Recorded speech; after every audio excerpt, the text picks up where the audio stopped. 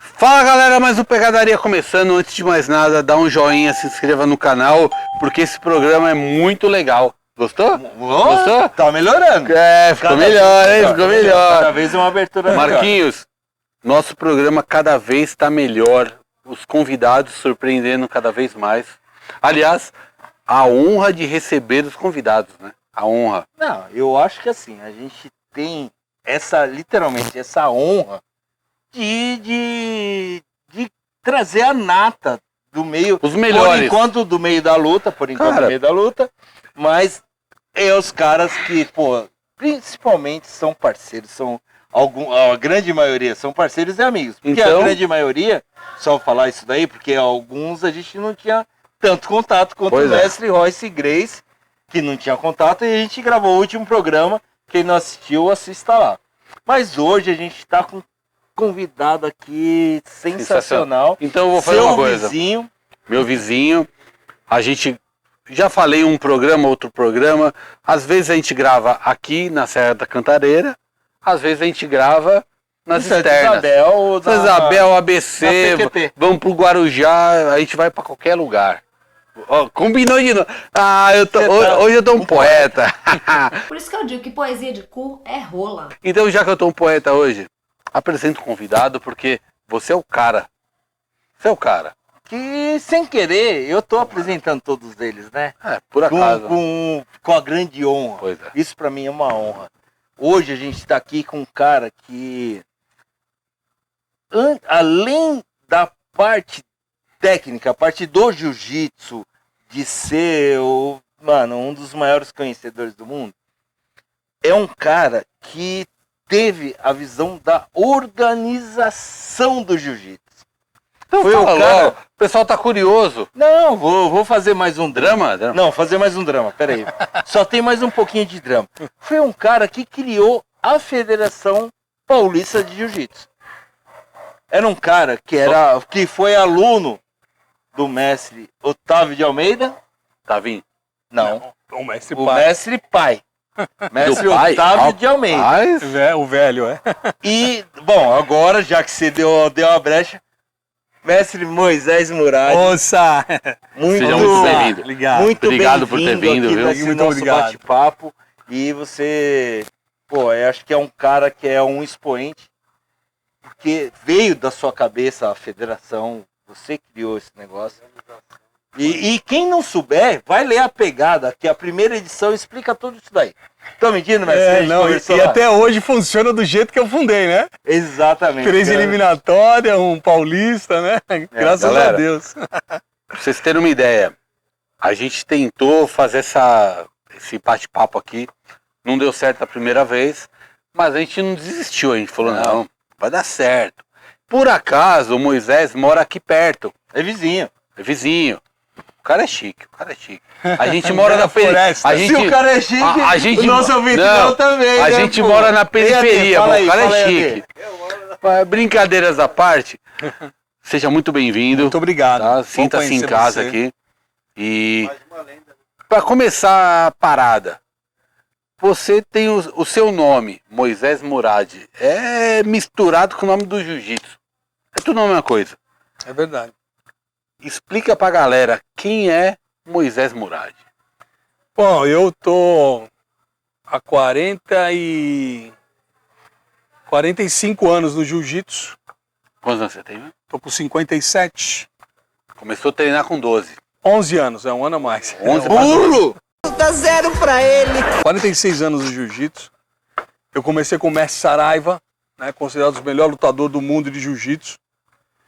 E depois eu continuei com o saudoso mestre Otávio, né, já falecido, o pai. E a vida toda no jiu-jitsu, fundei a Lotus Club, né, há 33 anos atrás.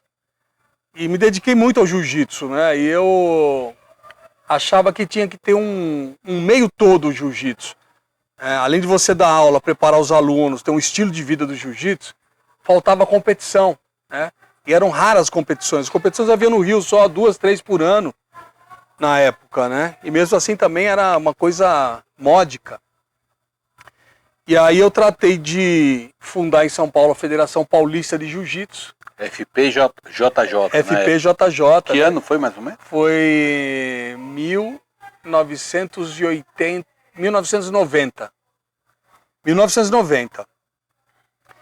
Juntamos aí Pedro Emetério, Roberto Lage, Romeu Berto, Naum, Saraiva, toda essa turma antiga do jiu-jitsu, que já estavam tentando fazer isso, mas era difícil porque faltava ali um mediador, né? Alguém que soubesse colocar pano frio, esquentar a hora que precisasse, entendeu? E Uma pessoa mais né? política, Uma né? coisa Exatamente. diplomacia, vamos dizer assim, diplomático, né? Diplomático. Diplomático. Não é político. Então eu Diplomacia. sempre... Política é... Não, a gente fala política, a gente pensa em merda. Não. Não, diplomacia, Então, galera, aí é recomendo. É saber se Leiam. colocar. Tem um livro chamado Ah. O Príncipe de Maquiavel, leiam. Tá, mas você não O vai negócio falar. é louco. Mano, você Política e diplomacia. Não, você fala a palavra É reunir política. as pessoas com Não. o É que ele tá falando, nós o entendemos o bem que ele está comum, né? falando. Aí você É na que ele teoria. tá falando no bem mas geral. a política na prática hoje é merda. Então, Então, vamos a ouvir. diplomacia fica muito mais bonito. Então vamos É ver. mais poético. Começou lá em 90, década de 90. Então, na década de 90, quando nós começamos, para vocês terem uma base, não existia nem fabricação de tatame. Não tinha fábrica de tatame.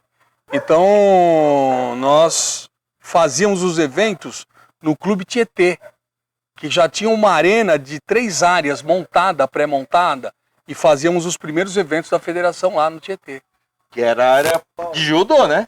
Era de judô, e a gente Judô, né? alugava Porque- o espaço do judô, fazendo muita amizade com o pessoal do judô, porque havia uma rivalidade com o jiu-jitsu já na época. E aí começamos lá, fizemos muitos anos o evento lá. Lá foi o germe do jiu-jitsu observação. paulista. Clube Tietê não existe mais. Virou um parque, né? Virou um parque da prefeitura, anexo à prefeitura. É. Aí começou a crescer tanto os eventos que eu recebia a visita do Robson Grace. O Robson veio 3 oportunidades dos meus eventos, querer já fechar uma parceria. Lá na década de 90 Década de ainda. 90. Porque naquela época, por incrível que pareça, nós ultrapassamos o número de realizações de eventos do Rio de Janeiro. Nós já fazíamos mais eventos Que em o São Rio de Paulo Janeiro do que o Rio era de Janeiro. o foco, né? Era o foco. Então, em números de competidores, eles tinham muito mais. Mas o número de competição, No Rio, na época, os Gracie dominavam, a não é? meca do jiu-jitsu. Era a Meca, Naquela né? época era a meca do jiu-jitsu. Mas o que estava acontecendo? Olha só, chamou a atenção do Robson, que comandava o jiu-jitsu no Rio. Ele veio em 3 oportunidades dos meus eventos, olhar o meu evento, elogiar e me convidar para fazer parte desse novo projeto de uma futura confederação. A gente já conversava isso futuramente. Porque ali ele percebeu, O cara é esperto. ele percebeu que o jiu-jitsu paulista já estava dando uma seta muito forte para o crescimento. Imagina, o Rio de Janeiro tinha 2, 3 campeonatos por ano, nós ali já estávamos com 5 etapas. Mas, mestre, eu acho que você deu uma pulada na história aí. Tá. Que eu acho que assim, como você chegou ali? Como foi a ideia de criar uma federação, por exemplo? Ele falou que você não entende da sua história, entendeu? Ah, não. Ele falou assim... É que ele quer que resume melhor. Não, Vou não, resumir. o Marquinhos quis dizer assim, você não conhece nada do que você está falando? Não é isso. É. Como é que é? Quando você percebeu que precisaria ter essa organização, precisaria ter uma federação, como que foi isso? Então, aconteceu o seguinte. O mestre Octávio faleceu 17 de janeiro de 1983. Ele era o único que fazia eventos de jiu-jitsu. Ele fazia um evento de jiu-jitsu por ano. 83. 83. Tinha um ano. Então ele sabia. fazia Você tinha 11. ele fazia o campeonato paulista ligado à Federação Paulista de Pugilismo. Uhum. E eu nessa época eu era o braço direito dele no ensino da didática infantil. Uhum. O forte do mestre Otávio era o ensino infantil.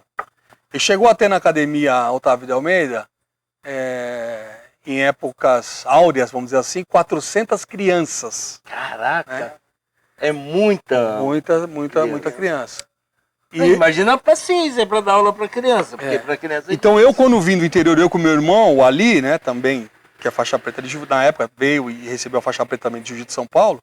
Quando nós viemos, eu tinha 14 anos, o Ali tinha 17 para 18. Nós já viemos como instrutor. Você tá com quantos anos hoje? 57. Cara conservado não formou, né? É. Eu não Não, tiraria é o esporte, 40. Ah, Juro É o esporte e o chá. Juro por Deus. Juro por Deus. É muito viado. Eu não sei o que está acontecendo. Então você é miliano já. ele tá falando, sou já... Mano, você acha que eu vou convidar um cara Sou dinossauro que é disso aí. novato na luta aqui? Não novato, mas, Ah, pô, eu não imaginei. Eu só convido pessoa que tem propriedade pra falar. Mas aí foi Então, mas para de interromper, deixa o mestre falar. Desculpa. Bom, então, aí com essa perca irreparável do mestre Octávio, ficou parado o jiu-jitsu, né? Eu assumi as aulas da academia dele na época, o Otavinho era mais natação, e o Roberto Lage foi seu primeiro professor também, Foi mesmo. dava aula junto comigo lá Ele me com as conhece crianças. também, né? Foi meu primeiro. E eu fiquei muitos anos ali dando aula, né, para criança e tudo mais. E aí nessa época aconteceu uma coisa interessante. Todo mundo, a maioria do pessoal que ensinava jiu-jitsu, ou começava a pôr judô também, ou começava a fazer outra modalidade, porque o jiu-jitsu caiu muito no esquecimento nessa época. De 1984 a 88, 83 a 88, o jiu-jitsu estava assim, altamente não, bem na baixa mesmo, né? Mas eu, como aquele amor pelo jiu-jitsu e sempre querendo resgatar aquela força do jiu-jitsu, eu dava aula na Academia Otávio de Almeida, eu dava aula fim de semana na Escola Paulista de Medicina, que eu estava juntando já meu futuro grupo da Lotus, que posteriormente eu fundei a Lotus. Dava aula no Roberto, quem introduziu o jiu-jitsu Roberto Lage da Academia Gallery Club fui eu, e dava aula em umas 2 escolas infantis na Zona Norte de jiu-jitsu. Então eu dava aula em 5 lugares. Uhum. Né? E naquela época você tem uma base, só tinha o quê? O Pedro Emetério, que dava aula particular. Oswaldo. O mestre Oswaldo Carnivale, que também ele tinha um Era grupo que era só mais- terça e quinta, Mais fechado. mais focado em defesa pessoal na época.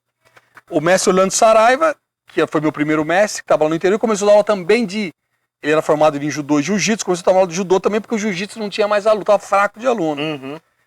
E o Romeu Berto, também de São Carlos, que é a mesma coisa, ele era judô e jiu-jitsu, dava mais judô, porque o jiu-jitsu estava em baixa. E aí eu, puxa vida, vamos que vamos, né? Pô, temos que chegar em algum lugar.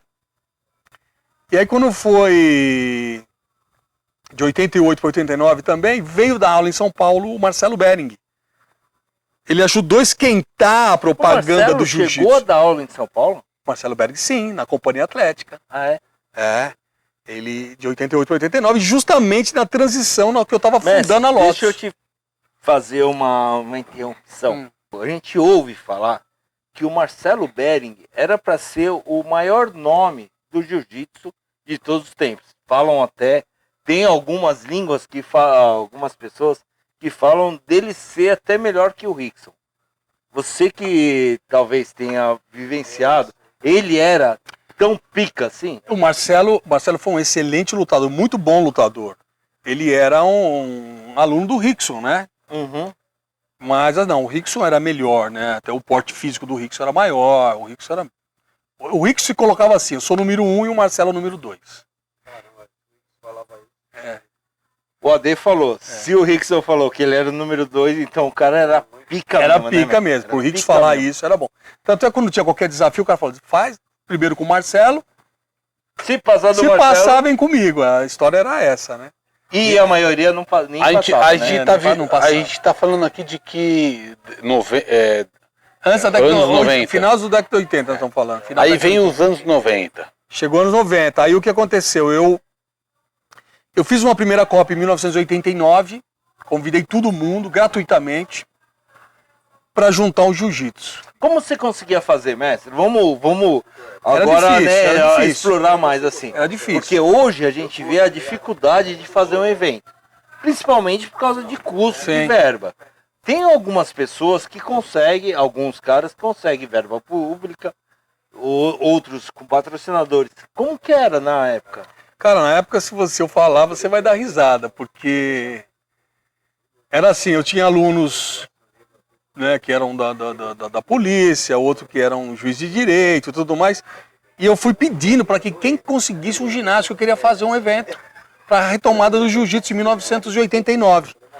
Aí fizemos aqui no Barro Branco, Aqui do lado. Do lado. Estamos vizinho, nossa. Aí eles...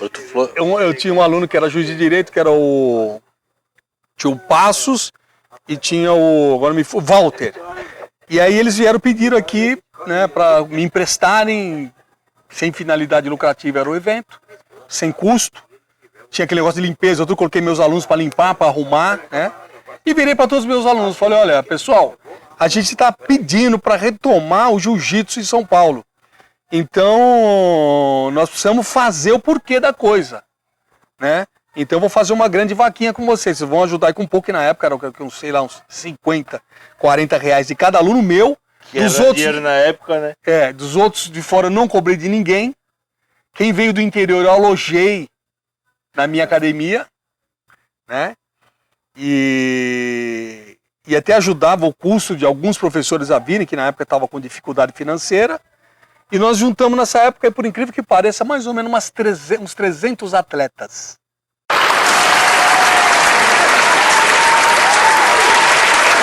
Um evento de 89 com 300 atletas.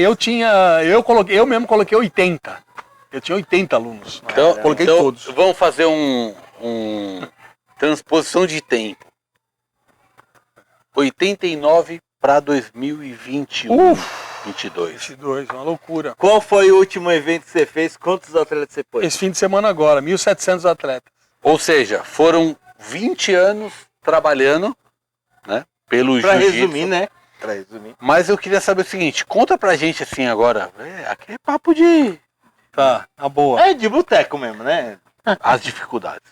Quem te atrapalhou? Quem te atrapalhou? Dificuldades. Porque olha, que é difícil, tudo é difícil, mas quem te atrapalhou? Olha, eu sou um cara que eu encaro que toda dificuldade é pro nosso crescimento.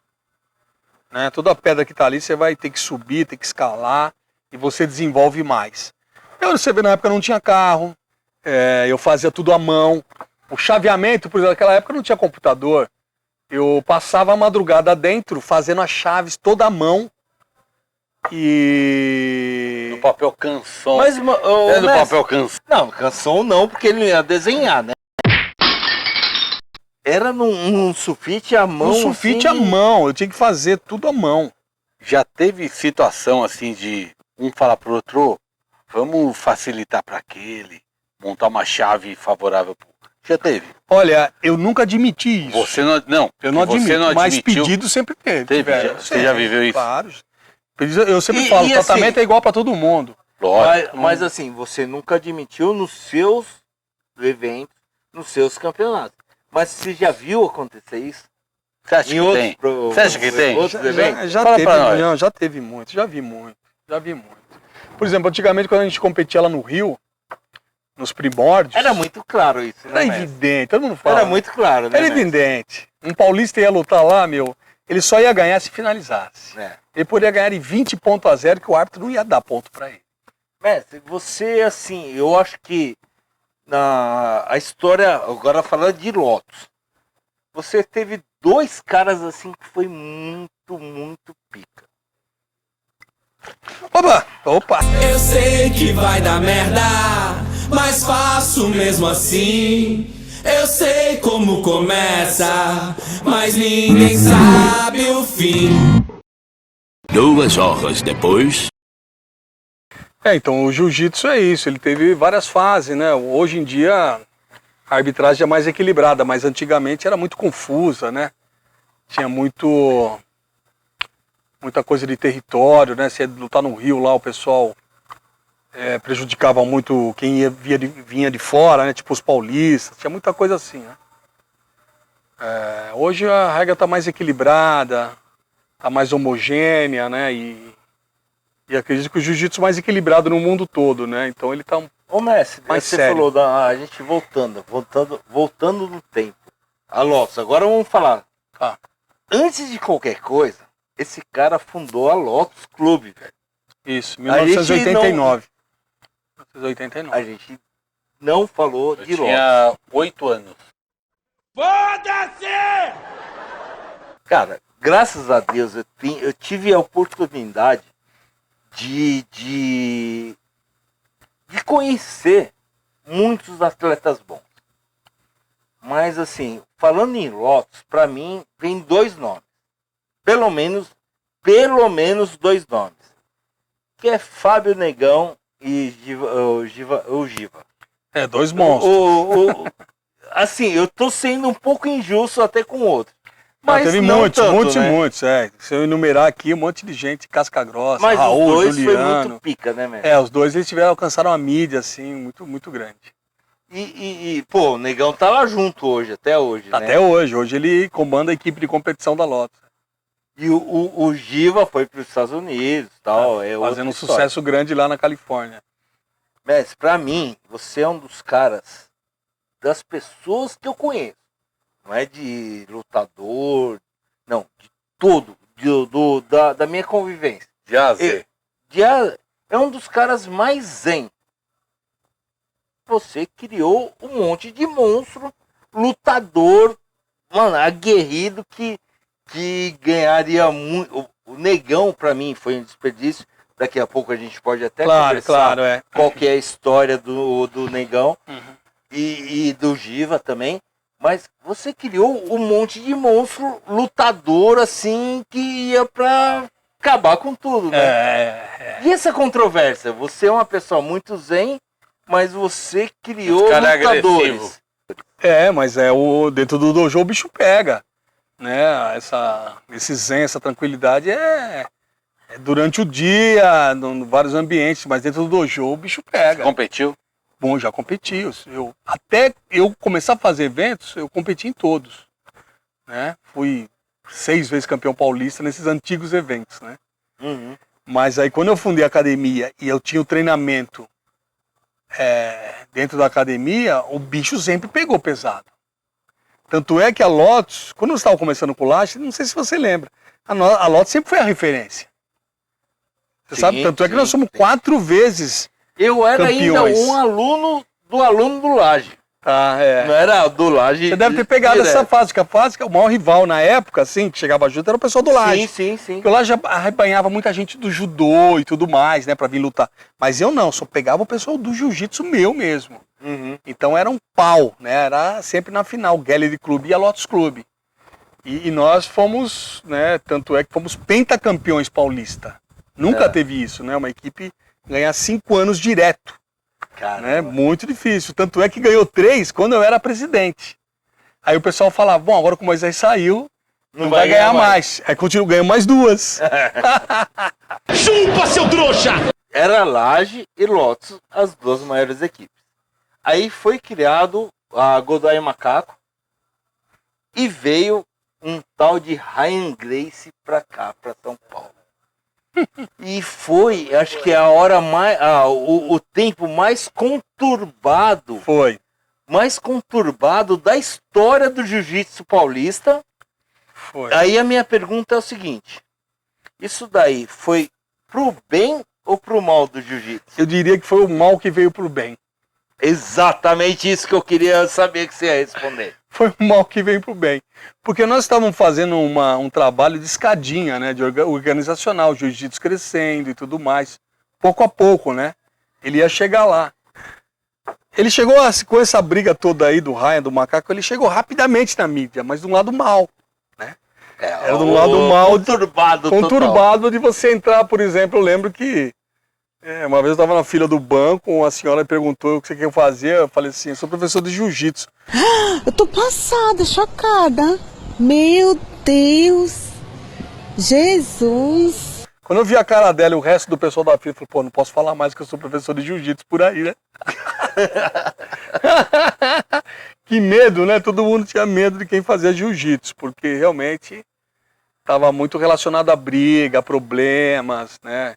A violência na rua, tava tomado o jiu-jitsu, virou briga de rua, virou um absurdo.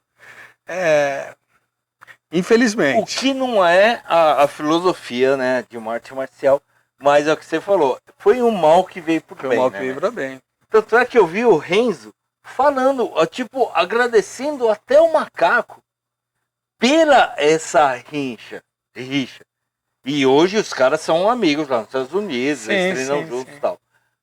isso eu acho que fez evoluir muito o jiu-jitsu Sim, paulista, fez uma né, propaganda do nome muito forte. A propaganda chegou além da em todas as propaganda, esferas. fez, eu acho que de repente, um queria treinar mais do que o outro e Sim, acabou a evoluindo rivalidade era a total, técnica, né? Exatamente, foi uma Ô, época de Messi, muita rivalidade. Moisés Murad, origem, qual que é? É a minha origem do jiu-jitsu ou de nome? Do nome. Árabe, É árabe. é árabe. Mas você é Árabe de brasileiro. onde?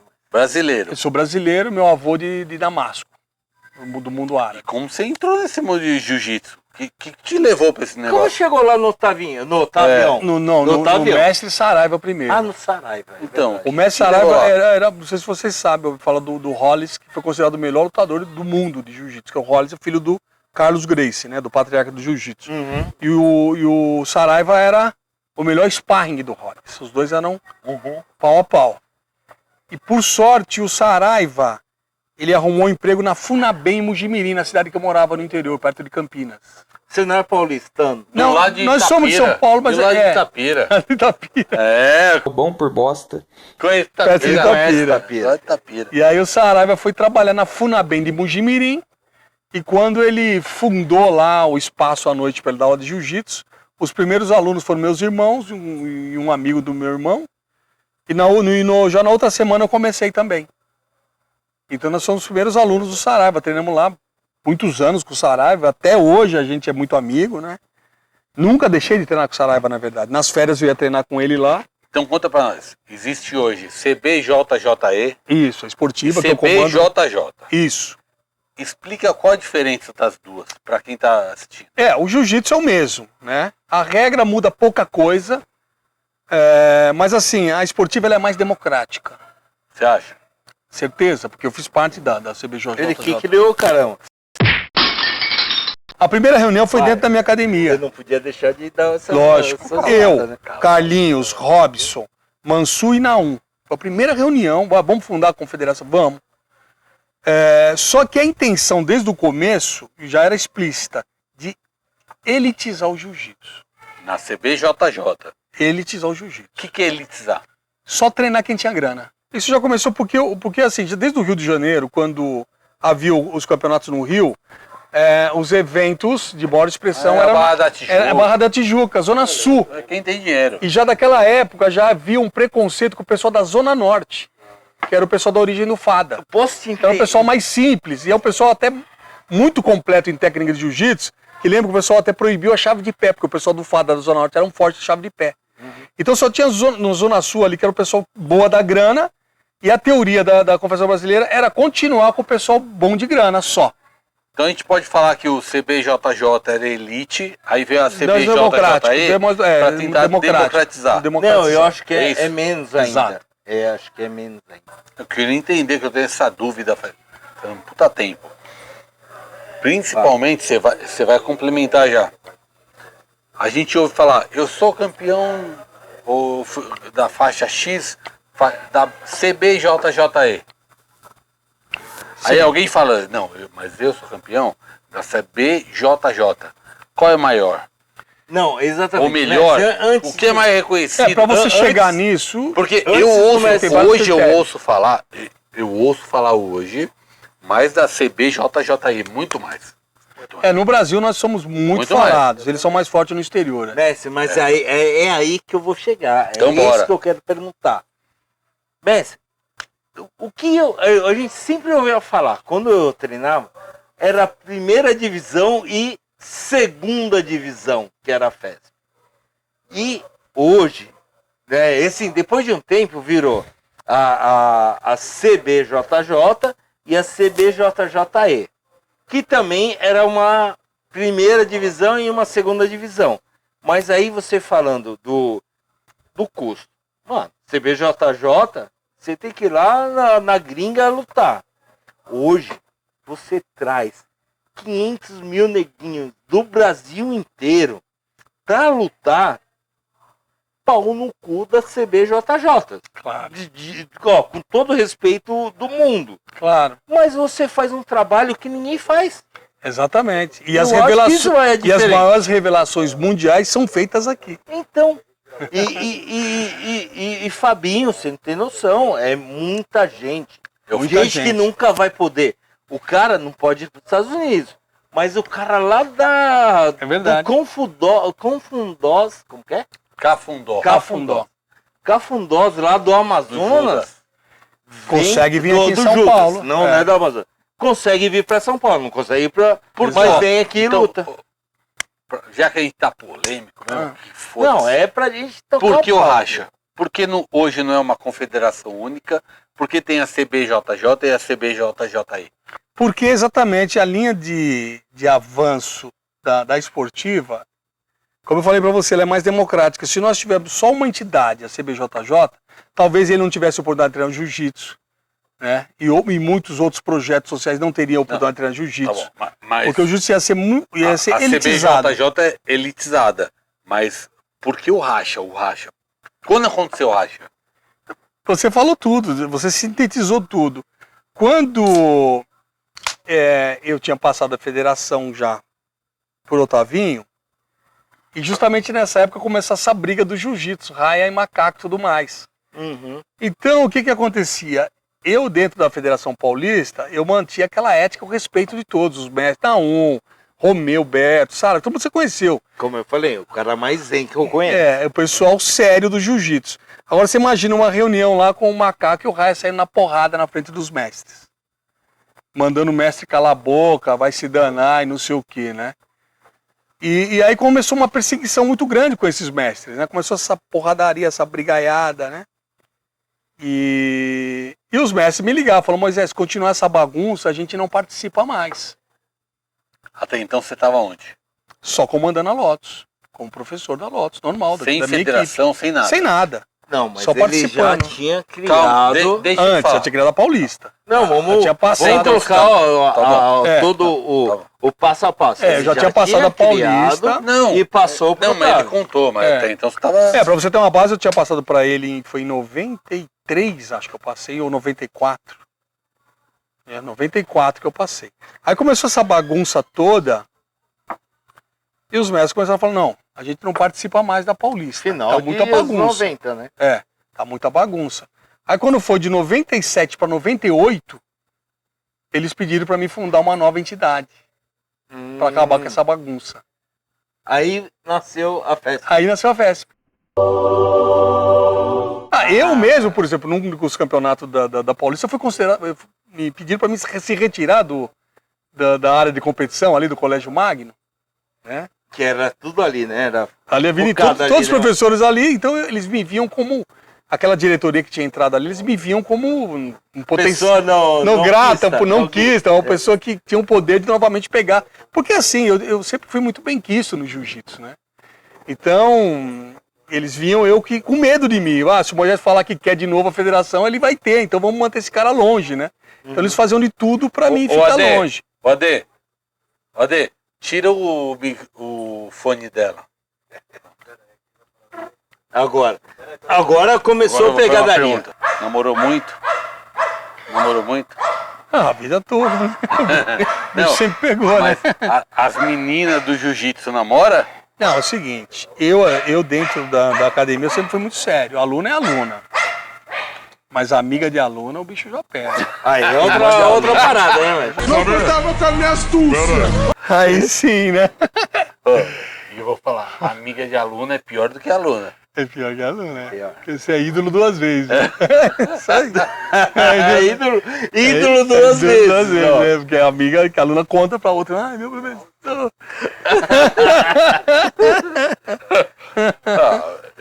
Por isso que eu perguntei, pra saber, porque elas gostam. Elas gostam. Porque nessa época aí, toda época, mas mais nessa época aí tinha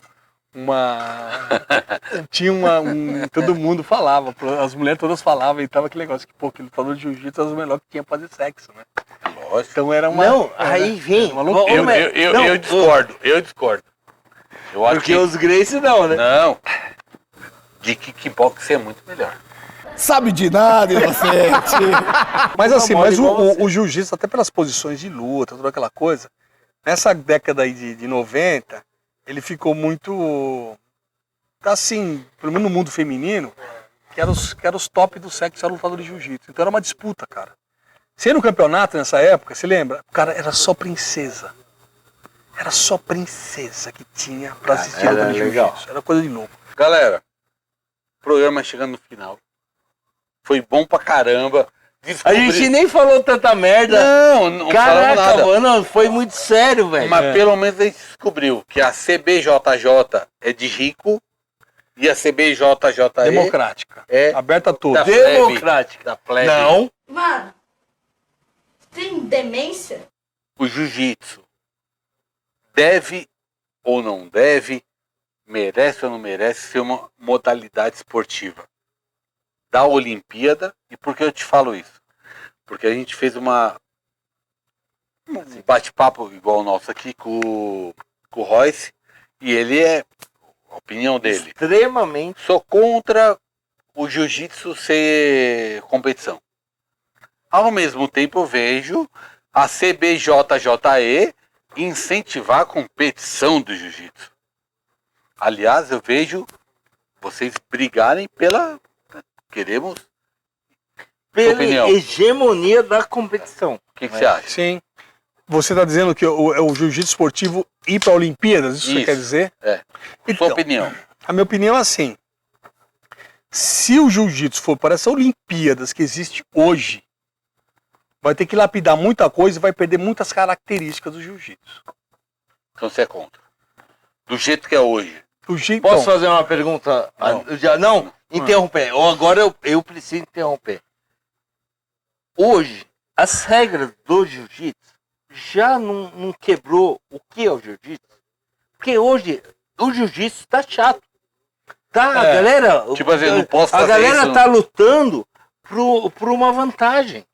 Por uma 50-50. Então vou contar uma surpresa para você. Então, vai. Essa é uma isso surpresa. que eu quero. Agora no segundo semestre, eu tô soltando, mas veja bem, num evento paralelo, nesse evento que já rola, Sim, sim. vai manter a mesma regra, vai ser como se fosse um teste, que eu sei que vai dar muito certo. Tô bolando um tipo de evento diferenciado para colocar essa regra que vai reformular o jiu-jitsu mundial. Qualquer. Aí é o segredo, né? Olha, é uma coisa de louco. Porque assim, a regra ela vai chamar assim, regra singular. Pra você ver como ela é tão simples. Aí se você perguntar, mas qual que é a diferença dessa regra singular, dessa regra atual? Eu vou te responder, nenhuma, ela é igual. Mas o que ela muda? Eu vou falar pra você, muda uma vírgula e muda tudo. Muda tudo. E a pessoa só vai saber quando?